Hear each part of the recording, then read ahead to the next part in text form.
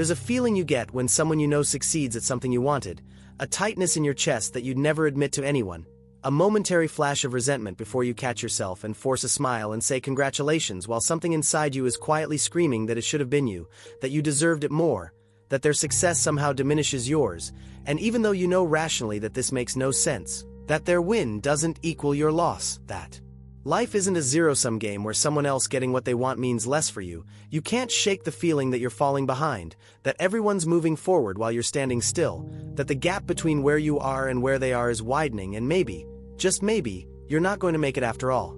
This is envy, and it's one of the most universal human experiences we refuse to talk about honestly, because admitting envy feels like admitting inadequacy, feels like confessing that you're petty and small and unable to be happy for others, feels like revealing something ugly about yourself that you'd rather keep hidden.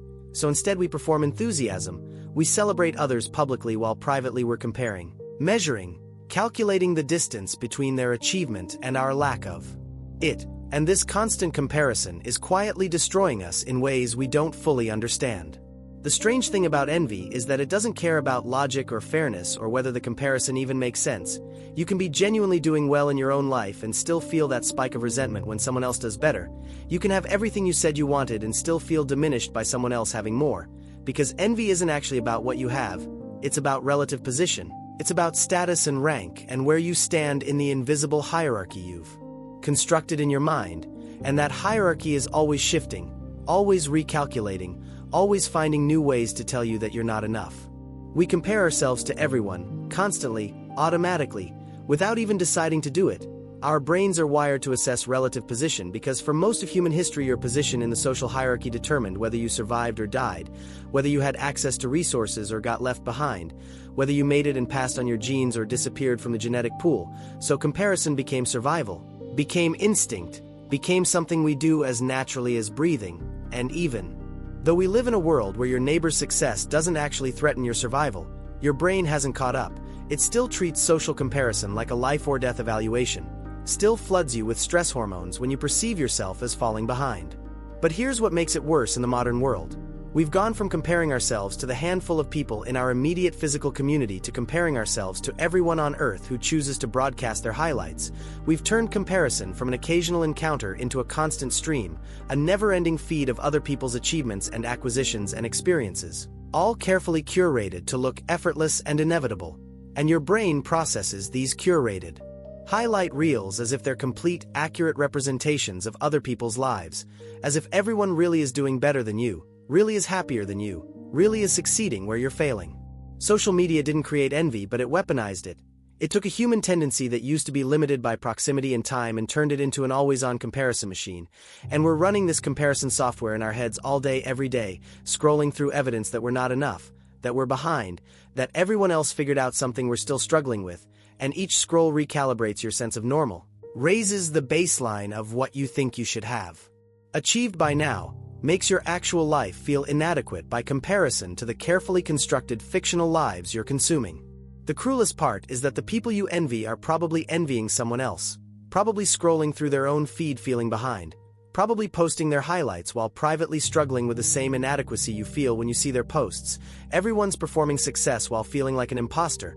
Everyone's curating confidence while drowning in self-doubt. Everyone's in the same trap, but we can't see it because we only see each other's outsides. Only see the performance. Only see what everyone wants us to see. And so we keep comparing our messy, complicated reality to everyone else's polished fiction and wondering why we don't measure up. There's a difference between envy and admiration that's worth understanding. Admiration is when you see someone succeed and it expands your sense of what's possible. It inspires you. It makes you think if they can do it, maybe I can too. It creates energy and motivation and curiosity about how they got there. But envy does the opposite. Envy contracts you, makes you smaller, makes you bitter, makes their success feel like evidence of your failure. And the difference between admiration and envy often comes down to one thing. Whether you believe there's enough success to go around, whether you see the world as abundant or scarce, whether someone else winning means there's less available for you or whether it just means success is possible. When you're operating from scarcity, every success you see becomes a threat, becomes proof that the pie is getting smaller and your slice is shrinking, becomes a reason to feel anxious and competitive and resentful, because if there's only so much success available and they just took some, then there's less for you, and this scarcity mindset turns everyone into competition, turns every achievement into a loss, turns what should be inspiring into something threatening, and you end up isolated and defensive and unable to genuinely celebrate anyone because you're too busy protecting your ego from the implication that their success means something about your worth. But the abundance mindset isn't just naive optimism or pretending scarcity doesn't exist. It's recognizing that in most areas of modern life the things we're competing for aren't actually finite, that someone else being loved doesn't mean there's less love available for you, that someone else creating something beautiful doesn't use up beauty, that another person's happiness doesn't reduce the total amount of happiness possible in the world. And yes, there are genuinely scarce resources like specific jobs or opportunities or romantic partners, but most of what we envy isn't actually scarce. It's just treated as scarce because that's how status games work, because exclusivity creates value, because if everyone could have it, then it wouldn't be worth wanting.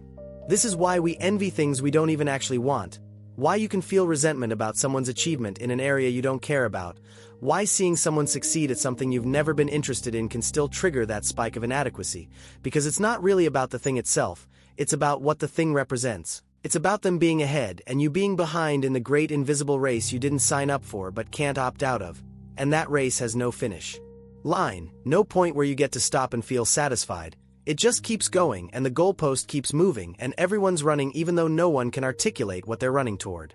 The comparison trap gets worse the more similar someone is to you, which is why you don't envy billionaires the way you envy your college roommate who just got promoted, why celebrity success feels distant and irrelevant but your coworker's raise feels personal.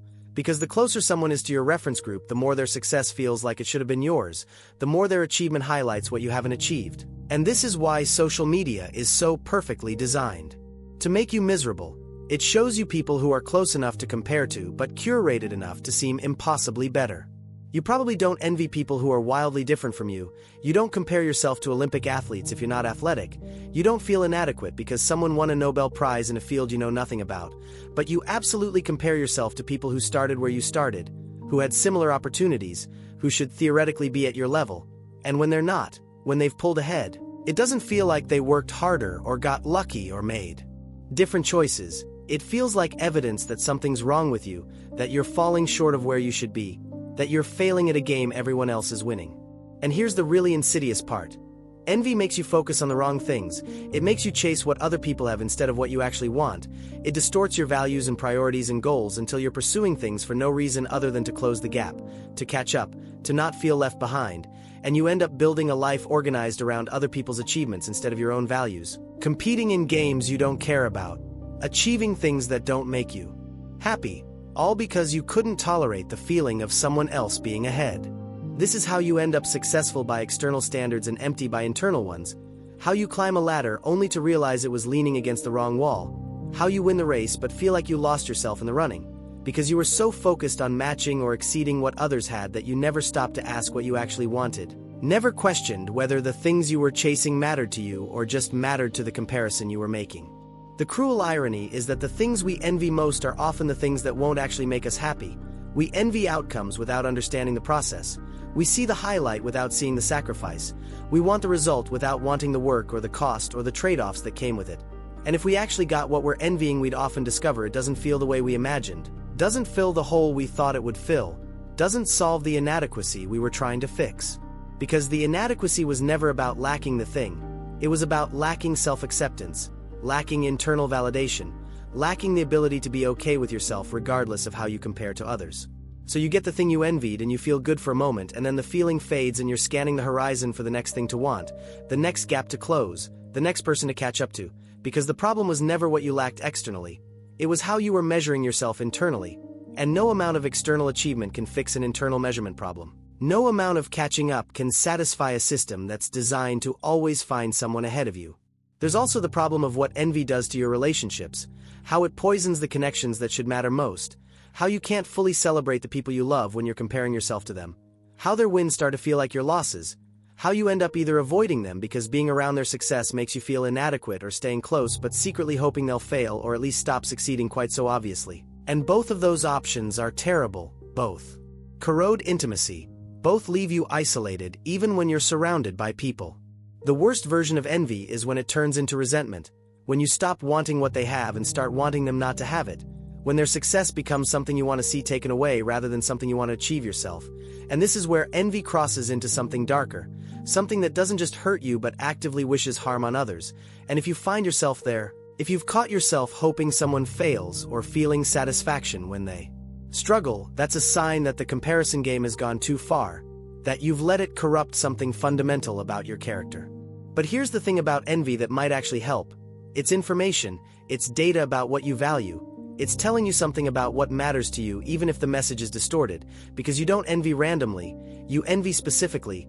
You envy things that connect to your own aspirations or insecurities or desires, and if you can look at what you envy without judgment, if you can examine it honestly instead of just feeling ashamed of it, you might learn something useful about what you actually want versus what you think you should want. When you feel envy, instead of immediately trying to suppress it or judge yourself for it, try asking why this specific thing triggers you, why this person's success bothers you when someone else's doesn't, what does this achievement represent to you, what does it mean about your own path? And often you'll find that the envy isn't really about the thing itself, it's about what the thing symbolizes. It's about identity or validation or worth. And once you understand what you're actually envious of, you can address the real need instead of just chasing the symbol. The other thing that helps is getting brutally honest about the trade-offs, about what you'd actually have to give up or change or sacrifice to have what you're envying, because it's easy to want the outcome without wanting the process, to envy the result without being willing to pay the cost. And when you really examine what it would take to get what you're envying, you often realize you don't actually want it badly enough to make those trade-offs, that you're envying something that doesn't actually align with your values or priorities when you're honest about it. You might envy someone's career success but not be willing to work the hours they work or make the sacrifices they made or deal with the stress they deal with. And that's fine, that's actually useful information. That tells you that what you're envying is the status or the recognition or the money but not the actual life. And once you see that clearly, you can stop torturing yourself with a comparison and start focusing on building something that actually fits what you want rather than what looks good from the outside. Breaking the comparison cycle isn't about pretending you don't care about success or achievement or growth. It's about defining those things for yourself instead of letting other people's achievements define them for you.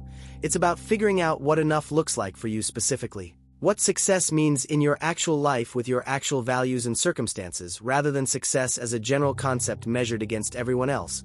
And this requires you to get quiet enough to hear your own voice underneath all the noise about what you should want. This might mean you end up wanting less than you thought you wanted, might mean your version of success looks smaller or different or weirder than the standard template, might mean you're choosing things that don't impress anyone but matter to you, and that's exactly the point, because success that doesn't feel like success to you isn't actually success. It's just achievement, it's just external validation. It's just winning a game that leaves you feeling empty because it was never your game to begin with. The hardest part of escaping the comparison trap is accepting that you might not win, that you might not end up at the top of whatever hierarchy you're measuring yourself against, that other people might achieve more or have more or be recognized more, and you'll have to be okay anyway.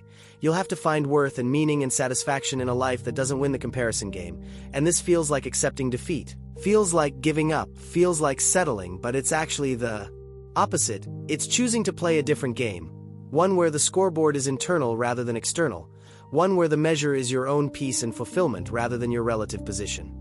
And maybe the real work is learning to genuinely celebrate others without it meaning anything about you, learning to see someone else's success as just that, their success, not your failure, not evidence that you're behind, not a commentary on your worth, just something good that happened to them that has nothing to do with you. And this is hard, this requires practice and intention and probably therapy, but it's also liberating, because once you can be happy for others without it threatening your sense of self, you're free, you're no longer trapped in the endless evaluation. You can just experience other people's wins as wins instead of losses. This doesn't mean you stop having ambition or stop wanting to grow or stop pursuing goals. It means you pursue them for your own reasons rather than to close gaps or catch up or prove something. It means you compete with yourself rather than everyone else. It means you measure progress against your own starting point rather than against someone else's current position.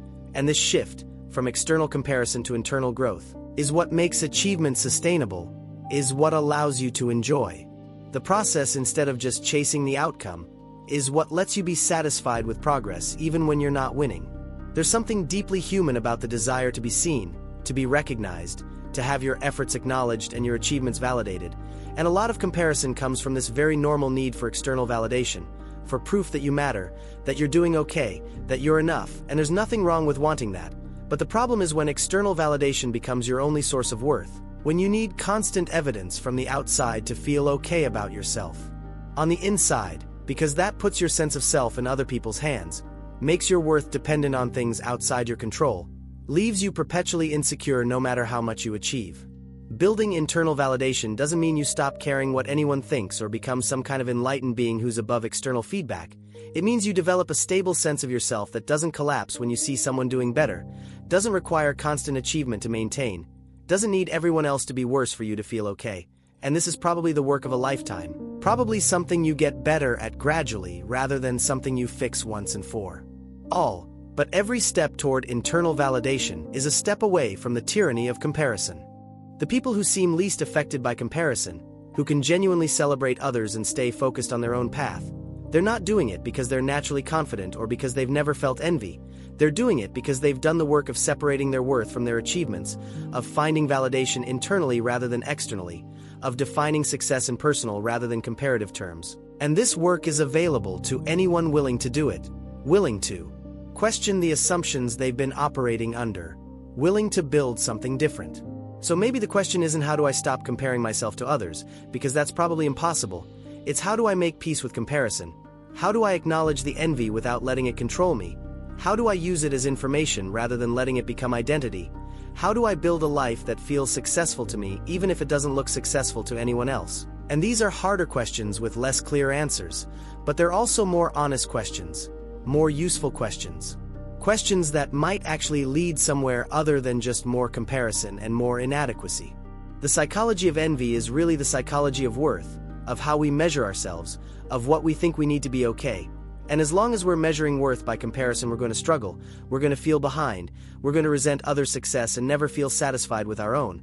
But if we can shift the measurement, if we can find worth in being rather than achieving, in growing rather than winning, in living according to our values rather than living to impress, then maybe comparison loses its power.